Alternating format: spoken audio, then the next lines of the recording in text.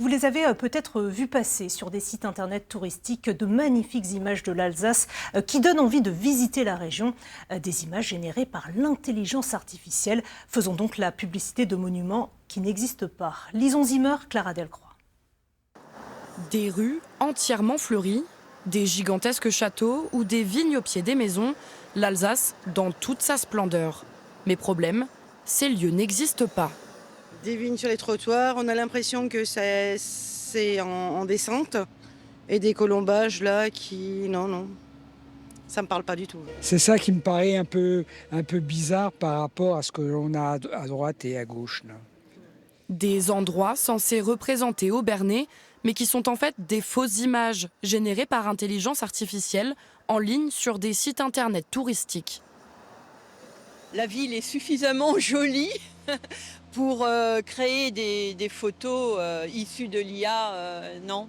C'est pas crédible ? Non, c'est pas crédible. Un vrai problème pour la ville qui redoute des futures répercussions.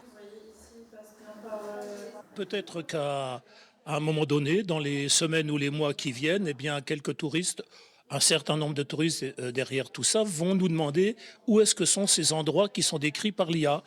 Et ben, ça sera une difficulté pour leur répondre en leur disant ben non, ça n'existe pas.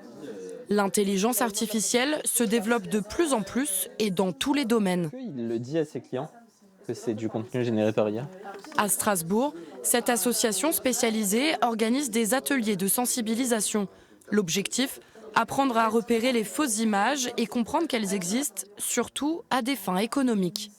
L'intérêt, c'est de pouvoir pas forcément transmettre une information ou attirer les gens en Alsace, mais plutôt de générer du trafic. Donc ce qu'on appelle du trafic, c'est le fait d'avoir des visites sur une page web, un site web ou une vidéo.